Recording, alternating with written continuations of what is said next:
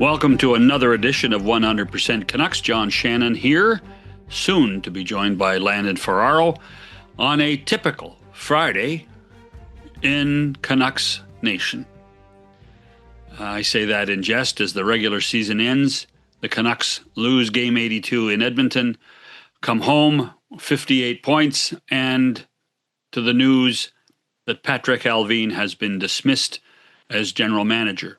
Player exit interviews were done today, and Jim Rutherford spoke today, announcing that yes, there will be a search for a general manager, that Ryan Johnson will be considered as the best internal candidate for the job. But some interesting storylines coming out of the press conference. A little bit more on the practice facility, closer than ever before. But the future of Jim Rutherford, too, and his role with the new general manager, now part of the discussion. In a classic Jim Rutherford press conference, there was lots of news, lots to be discussed. He did apologize to the fans, but he was as open and honest as he always is when he discusses his tenure in Vancouver. Said he agreed to come to Vancouver for 2 years, has stayed for 4, and will stay a little longer. But the question of the future of Jim Rutherford after a new general manager is hired, after the draft has occurred, the future now is in question by Rutherford's own admission. So what about the press conference? What about the coach? What about the players? What should happen? Landon and I will discuss that after the break on this edition of 100% Canucks. I won't keep you long. Darren Millard with a tip for everyone who loves great hockey podcasts like this one. John Shannon and I host the OG of 100% Hockey, coming your way multiple times a week. The guest list is the best you will find. Multiple shows a week ensures you won't miss out on any news, and we dig even deeper into the biggest stories around the NHL. Most of our guests are also friends, so I promise there'll be more conversation beyond the X's and the O's. John really does get bored with that after a while. So join us for 100% Hockey. The name says it all. Subscribe now while you enjoy thinking about it, and enjoy. 100% Canucks continues. 24 hours after the regular season ends, Patrik Allvin, as we've already mentioned, is out of a job. Jim Rutherford has spoken to the assembled media in Vancouver. Landon, first of all, your reaction to Patrick's dismissal, and then I'll ask you what you thought of Jim Rutherford's press conference. Yeah, I mean, it's never fun seeing a guy lose his job, and Patrik is, regardless of what you think of his tenure here, like, he put in a lot of hard work and had to deal with a lot of situations that no GM would have really thought was going to be popping up here over the last couple of years. But in saying that, like, there's where the organization's at, how the year went, some of the decisions, whether it's fully on Allvin or the entire management group as a whole, someone had to answer for it. So, I do see how they came to this conclusion, and on top of it, having to make that decision and wanting to make it quick. Like, they have a draft coming. This is important summer. Like, they need to get moving on that search immediately, like Jim was saying. And Jim was obviously apologetic to the fans, understood the frustration, but the underlining message from Jim's perspective is that the new person, the new general manager, will have a lot more power than Patrik Allvin had. Yeah, and I think that's important, especially in a rebuild. How things have gone in the past couple of years here of, Patrick's the GM and he'd talk and he'd speak, but then Jim's also giving press conferences. And when the Quinn Hughes trade pops up, Jim talks and right away says, I'll be handling this myself. It does, in my eyes, like, it does create a bit of trouble in who's really in charge? Who has the final say? If someone's wanting to make a trade, are they calling Patrick or are they calling Jim? Right? Like, so there can't be those question marks. And I think Jim realizes that. And, he said it multiple times that the new GM is going to be the GM. And I mean, I did like his line of, I'll be buying a hammer at Canadian Tire and helping build the practice rink. Like, he has other responsibilities that he needs to take care of, and the new GM will need to take care of the on ice. So where is this hockey club today? I mean, it feels crazy to say it because they literally just finished last in the league, but hearing about the culture in the dressing room for the last, call it 2 seasons, and all the things that have popped up, and then hearing, like, that's one thing, but then to hear Jim say in his press conference, like, it was bad and it needed to be changed, and hearing the guys talk coming down the stretch here and how their play was better, whether there was a win or loss in that game, like, they were playing as a team. They were fighting till the end. It was good to see. It makes a lot of sense. So to me, the organization, in a sense, is in a better place. They just finished last. So again, you got to take that with a grain of salt. But at least at this point, you're down to the studs and you're now getting to be able to build and really put the people in place that make that locker room what it started to be at the end of the year here. So the biggest challenge, I think, for Canuck fans will be, because Jim always does great press conferences. Let's face it, he is always good for press conferences. There's always something to write about. Today's press conference was practice rinks closer than ever before. The Britannia site makes a ton of sense. We're waiting for public opinion in the neighborhood to buy into it before we start thinking about renovating. The general manager is going to have his position. He's going to be in charge. I am there to help him if he wants. I have other obligations on hockey operations side as the president. But at the same time, I may not stay. I may decide at a certain point, once everything is in order after July 1st, after the combine and after the draft and the GM's comfortably ensconced in his position, I'm going to have to rethink my day-to-day life with this hockey club. And really what that basically means is that we now have another press conference in early July, some way, one way or the other, what Jim's future is. What did you make of all of that? Because Jim is one of those guys that always says something and there's always something to be said. Yeah, I mean, to be honest, like, that's where I do really believe that the person that he's going to bring in to be GM is going to be fully in charge. And like he said, his door's always open to anyone in the organization to come ask opinions or ask for advice or anything like that. But the difference now is, clearly he is thinking about his exit plan and wanting to make sure that things are set up in their proper places. This isn't how Rutherford envisioned his time in Vancouver going, which I assumed he is, would have thought was going to be his final job. And he was going to go out, kind of bringing this team to that next level. And things have gone drastically different. To me, he wants to make sure that things are set up proper, that he can leave it in the best position to where he's happy enough where it's at, to be able to walk away from it and say that he was able to be proud of something out of his tenure here and not just putting out fires left, right, and center.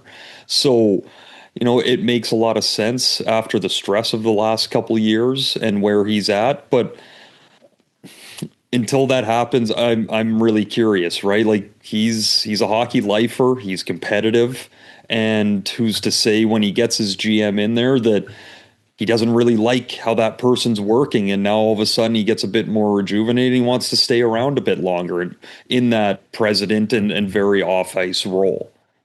Well, we do know he likes living in Vancouver. That's a fact. And he has established a home in Vancouver. But when you talk about, there have been so many episodes in this time that it's been difficult to understand. When you talk, Bruce Boudreau, what happened with Boudreau? The contract discussions with Horvat and Johnson. There have been enough situations. Rick Tocchet, the Quinn Hughes scenario, the Pettersson scenario. What is going on there? I mean, the admission today that Pettersson has not played up to snuff and not been what they expected. And quite frankly, in Jim's opinion, he has not worked hard enough in order to get back to that position. That wasn't a cryptic message. That was pretty straightforward. That was pretty blunt. But there just seems to be so many of these all the time. And so how do you calm the waters? Or are the waters starting to calm, in your opinion? I think they've started to calm. I think they need to get it choppy a little bit here in the summer again before they'll find a true calm.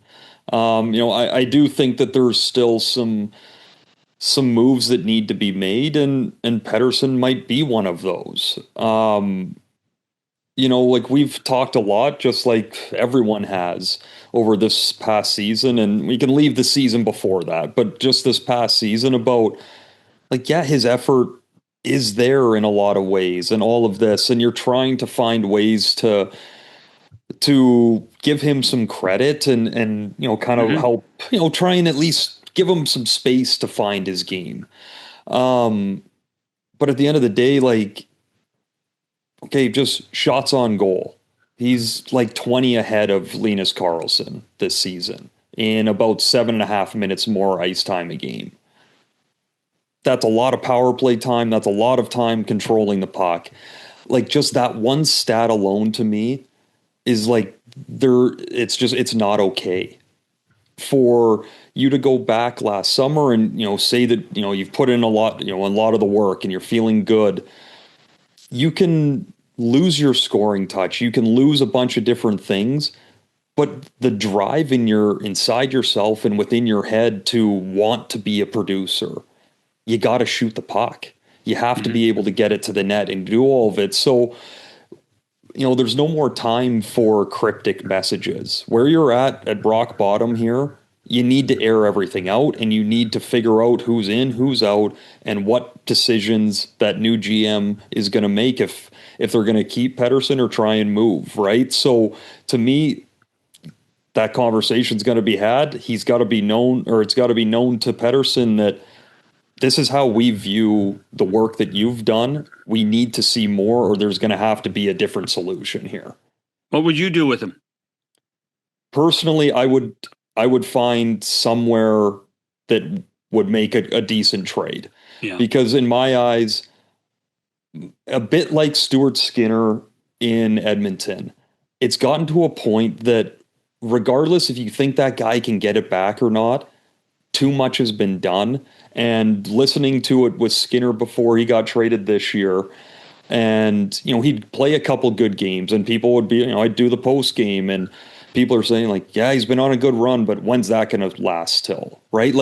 They've seen too much, and I don't even think just from the fans and Vancouver side alone, but from Pettersson's side as well, for his own good, I truly think it's best if he goes and gets a fresh start and doesn't have all the scar tissue of before.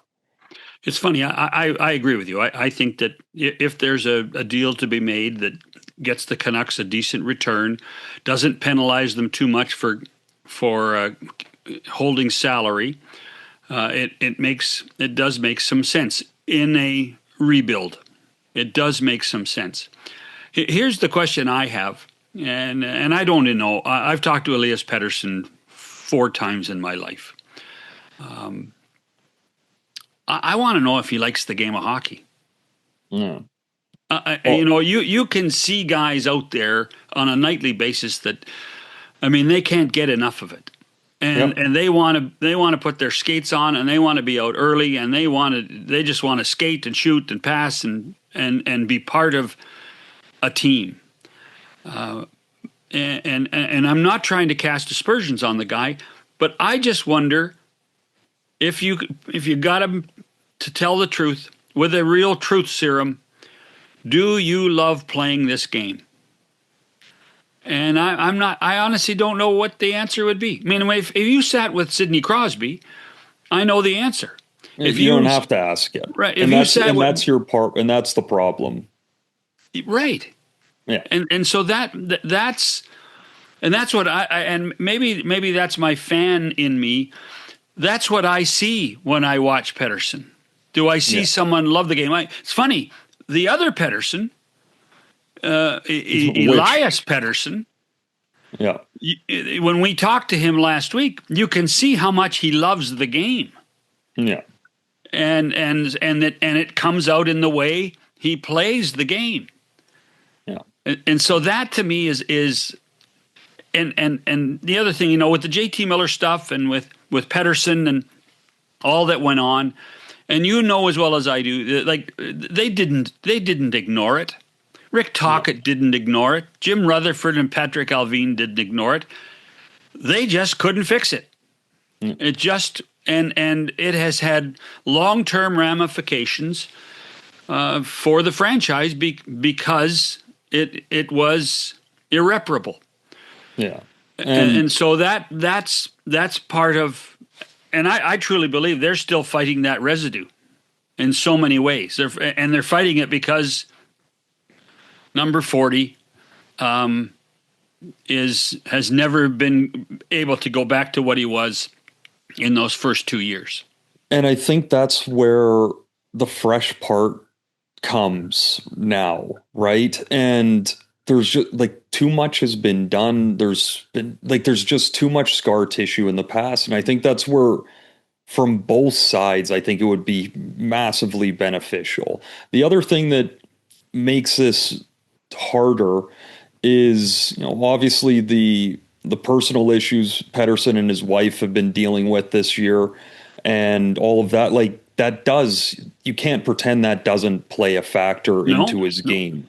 Right. And so when you're talking about moving a guy like that, would he been able to, off of this last summer, been able to have a better bounce back if he didn't have so much personal stuff going on that, I couldn't even imagine trying to go through that and then play at the top of my game. But there's just there's so many question marks within it, and so much has happened in the past. And even when things do come up now, it's always almost well, how is Pettersson going to be able to handle that? How is there's always almost a bit of hand holding that you have to worry about how he's going to take it. And you can't do that all the time. Once in a while, yeah, that's what a team is for. You're there to support your teammate when he has, issues he's going through. And of course you're there, and that's what teams are best for. But when it's season after season where you're the main focal point of how can we get you to be better again? Well, at some point you got to get you better. And the whole focus, they're starting a rebuild. They can't be worried about number 40 the entire time when they're going to be drafting more young kids that need way more attention than a veteran player. Yeah, I think that's really important. And when you talk and you listen to all the exit interviews this morning with the players that talked before Jim, they actually did talk about a really positive camaraderie amongst the young guys, about, whether it's, and it is the simple stuff, Landon. You know this better than I do. Camaraderie, going out for dinner together, group chats, people feeling that they're part of the team. That's biggest important. way, John, the biggest one is you're in the dressing room and you're in the players' lounge and you grab a coffee and you walk into the gym or the dressing room, whatever. It's a different set of guys in there and you don't think twice. You just go sit down and you're just hanging out because they're your buddies too. I've been on teams where I've got my coffee and I start to go into the gym and I see a couple guys in there. I'm like, I'm not going in there today. Right. And that's bad teams, bad culture. And you're like, I don't want to go hang out with them. Right. So just seeing the guys and having those younger players and they're fun. But what's the biggest key out of them having fun? One, they're playing in the NHL. They're just realizing their dreams. Of course, they're going to be a little more excited. But the other part is they don't have a clue other than the things they've been told that's happened here in the past. There's no scar tissue on those kids. And that's where, Besser down the stretch played really well. Found some rejuvenated spirit in himself. Like, he fed off the younger players. So you have guys that'll buy in that way. And if not, then they have to be moved on and bring in guys that are excited to be here and excited to be playing with the young players and helping them. We've used Tyler Toffoli in San Jose as an example before. I can't remember if I have on here or not, but you see him interact with Celebrini and Smith. It's every game there's another clip of them messing around on the bench or on the ice. But you also see how much those young kids gravitate to him and want to learn from him. But he loves it, you can tell. So, you need to make sure you have those people in the right positions. Well, I tell you what, we'll take a break and talk about the coaching staff, what the expectation is there, and look at the cup half full. Talk about some of the young guys that are going to be stars for this hockey club in the future, and one would presume, if you're listening to Jim Rutherford today, a lot sooner than later. Landon Ferraro, John Shannon, on this edition of 100% Canucks. All right, listen up. Today I want to talk about giving 110%. Giving 100% means giving everything you got. Giving 110% means giving 10% more than is humanly possible. If we're going to win as a team, we need 100% of you guys giving 110% 100% of the time. If only 50% of you guys give 110% and 50% of you guys give 100%, I guarantee you 100%, we'd only win 50% of our games.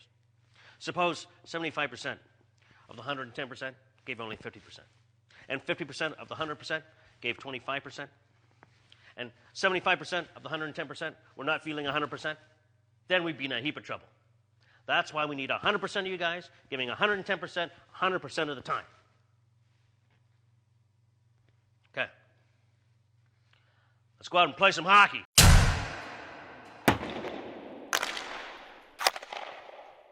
So Jim Rutherford spoke today. The players spoke today. Beginning of a new era, it sounds like, with a general manager that will be in full control of the hockey side, what happens on the ice, what happens behind the bench. How would you, I'm kind of like Rutherford. I don't like giving grades to people because I hated being graded. What kind of job did Adam Foote do this year, and was he dealt a fair hand to play in order to coach? Well, I think it's safe to say that's going to be your toughest question that you ask in this part of the pod, because was he dealt a fair hand or even close to? Not a chance, right? Like, the amount of things that popped up at him this year, whether you're a veteran coach or a first-time head coach, I think you're struggling to deal with it all. So starting off with that, giving a bit of grace there for sure. In saying that, I don't know if I feel like they were able to pull the team in the direction they wanted quick enough in the year. Even once the rebuild was settled and this is what's happening, some of those trades were made. How they use some of the younger players. Tolopilo down this last stretch here, and his games played kind of made me scratch my head a little bit. Like, some of the decisions that why way. is that? Now, why is that? Well, Kevin Lankinen gets a bunch of starts in a row. You throw Tolopilo in after 2 weeks of not playing, he gets absolutely shelled and pulled. You don't give him the start the next night. Like, you have a younger goalie that is playing pretty decent. Even on some games where people were going at him saying those are really easy goals, there was a million mistakes in front of him. where, yeah, he could probably have a couple of them, but you gotta be fair with it. And when you look at it, like, people bring up Shelovs that gets moved to Pittsburgh. He's on a playoff team in Pittsburgh now and had a pretty decent year. Their numbers are very close. Goals against and save percentage on very different teams. So to me, like, he needed to be playing more. You're looking at a guy now where you're hoping that Demko is going to be back for training camp next season. You have Lankinen. Well, you have Tolopilo that's going to need waivers next year as well. What is going to be the case there? Are you going to let another young goalie go through? You have Medvedev that'll be. So go. But I mean, but to be the devil's advocate, I mean, is Tolopilo better than Lankinen? He's younger and a lot cheaper. And to me, I still think you have a guy that, as good as Lankinen has been, I'm a big Lankinen fan. When he was on here with us, talking hockey with him and how he goes about it, so much respect for him. Yeah. But you have a goalie that's 6'5" or 6'6" in Tolopilo that's younger and hasn't really had his chance. Are you, in the position the Canucks are in, are you not a little more curious about the younger, bigger goalie? Well, I guess the answer is I am, but let's just say that the hip surgery that Thatcher Demko has had, the hip surgery now that he is rehabbing from, and the doctors have said this will solve a lot of the issues that we have seen in the last little while. I still need an insurance policy for Thatcher Demko, and I think Kevin Lankinen is the insurance policy. I don't think Tolopilo is the insurance policy. No. So that's why that's why I'm doing what I do between the two goaltenders. And you're right. One of them's, Tolopilo is going to have to go through waivers. Perhaps they're going to carry three goaltenders then for a while. Which, yeah, and to be honest, I didn't even really think of it as until you started talking there. And to be honest, that's probably what they're going to have to do to start the year. Yeah. Yeah. Now they under the new CBA, they also get to have another goalie, their own e-bug that they can pay. They can pay anything they want, but nobody in the system qualifies for the rules that they have put out for the e-bug, so they're going to have to find somebody else. They can't put Demko at like $8.5 million on e-bug status until they know if it works or not. That's correct. That's correct. So that's why I think the Lankinen thing still makes a ton of sense.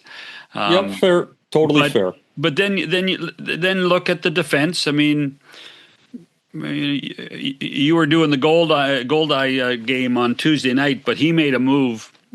Bouillon made a move in the game against Los Angeles that everybody in the building went, oh. Yeah.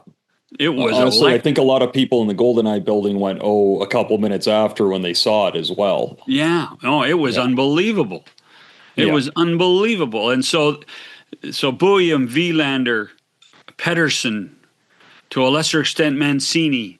Kudryavtsev was good. Good. So, there are some positive situations, and that doesn't include. I mean, Marcus Pettersson and Philip Hronek are going to be there too, so they still have some veteran guys. Yeah. So I don't think there's as much concern about the defense as there is the forwards.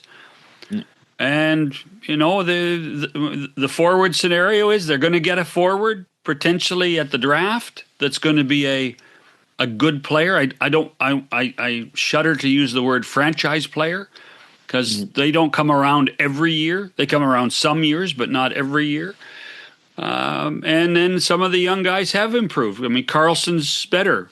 Rutherford was fascinating. Of all the young guys that he mentioned today, Lekkerimäki was one of the guys he mentioned. Yeah. So there are some positives coming out of this rebuild, which, by the way, the rebuild didn't start today. The rebuild's been going since, I would assume, a month before the Hughes trade. Yeah. Just before there, right? Because you're not making that trade and saying that this isn't a rebuild. Right. Right. So once everybody bought into that, then that's where they are. So they and here's the other reality. They could have 58 points next year too. Oh, without a doubt. Easily could. I find it hard to believe that they will, but in saying that, I'm not sitting here going to bet you that they won't. I think this is a classic case of under promise and over deliver.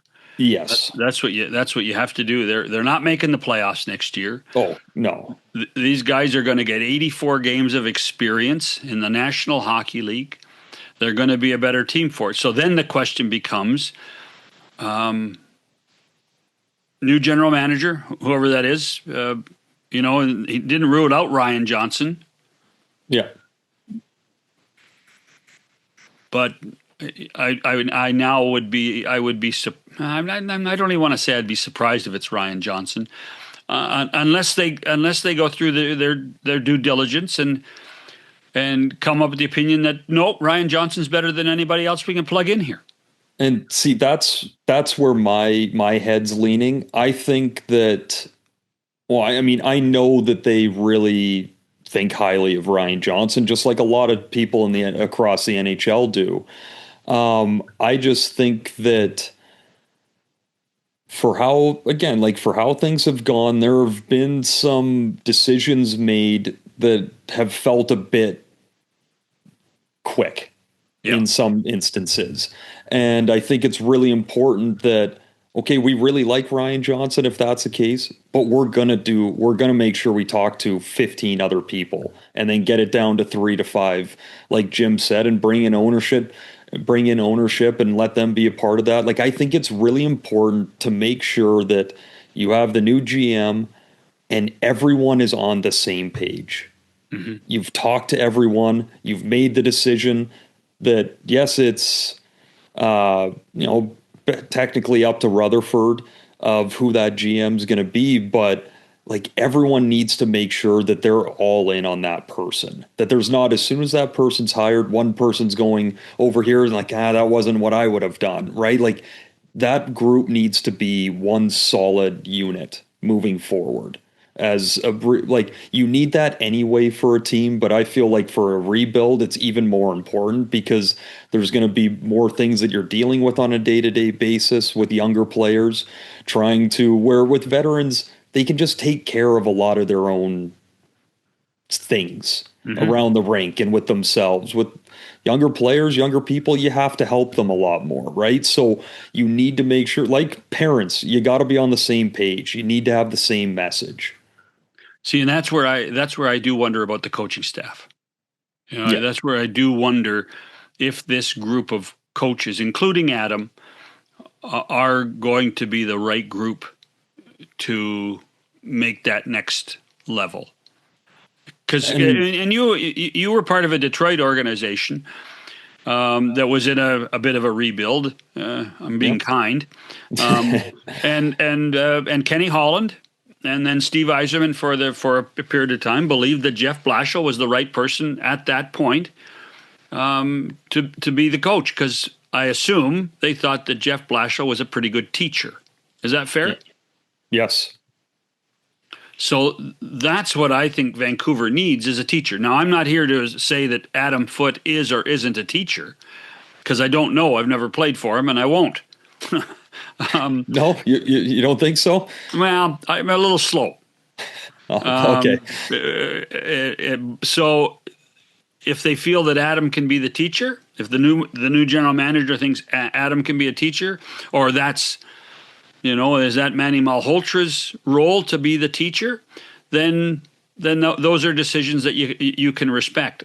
I just think that there's, the lack of success of the team, particularly early on, you do wonder whether this staff can remain intact, even for the short term. Yeah, I mean, I'd find it really hard to believe intact. If Foote is back, I would imagine that there's going to be at least some change within that group. But I also think that the fact that Foote's there and Alvin is not right now. I think that does speak to Rutherford putting some weight behind what he's saying of the new GM is going to be in charge, right? Like he could have easily made that decision himself already and taken that away from the new GM, but maybe there is pieces within that group that he does like. Maybe he likes Adam Foote and he wants to keep him and change the assistants. Or maybe he does change Adam Foote, but there's someone within those assistants that he's like, I don't want to lose him, right? We don't know any of that. So leaving that up to the new GM, let him make those decisions once he gets in and has his own opinion and conversations with people. I don't mind that decision. To me, it makes no difference whether it happens now or 2 weeks from now. Do you feel better about this organization after the Rutherford press conference? Yes, in some instances. I'm not sitting here thinking like I don't believe in all of this. I just mean more so I'm really curious who the GM is going to be. I personally thought it was going to be Ryan Johnson right out of the gate. That's just what my gut feeling was. So to me, I'm really curious where that's going to go. That's going to play a huge part in how I feel about the organization moving forward. But I will say, for the reasons I just talked about with you, are of the fact that he didn't fire him himself and he's leaving it. Like, I like the fact that that power transition is happening. Like, you need to let the person you hire do the job you hired them to do, and you focus on the other way. You need to be able to delegate and let people handle their responsibilities. So in that sense, I do think the organization's in a better spot. And I think with the young players and how they played down the stretch, and showed some growth, there are things to be excited about moving forward. But it's just like Jim kind of finished his press conference. All of those things are good, but all that matters is capitalizing each step moving forward, right? And that's all you can do. Yeah. The only question I have is, and Jim said that there was a chance there's going to be a first-time general manager. This is a pretty big market to throw somebody into the deep end with. To manage. The questions that were asked today were all very fair. Mm-hmm. But they were all, some of them were pretty deep. And, a guy like Jim Rutherford, who's been around the game for decades, can manage that. That is an art to manage those situations. To throw a first-time general manager into that type of deep water will be a challenge. It will be a challenge. Yep. And that's something that the organization is aware of. But I also see the organization being much more open to a bit of change because the fan base has demanded it. I think you can see that, can't you? Oh yeah, see it, feel it in the city, all of it, right? Like, and the fact, think of how Rutherford started his press conference, thanking the fans, and you can say whatever you want about those types of comments, but one thing that is very true and factual in there is people kept showing up and kept cheering, and to see that support, like all they want to see is kind of what they were cheering for. A team that fights to be in the game. Fight, even if they're down a couple, they're fighting to get a goal back till the final whistle. Like, they understand that they're not in a place to win right now, but give us entertainment and give us something to be proud of if we walk out of here that we feel like for the money we've spent, we've been entertained and we're proud of the way that they've gone.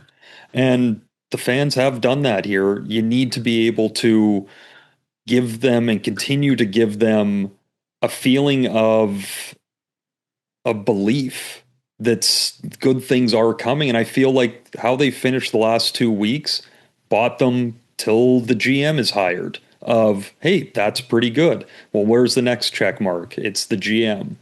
Like there's all those things you're going to have to keep hitting those landmarks as you go along to keep kind of paying that back. It is never dull in Vancouver.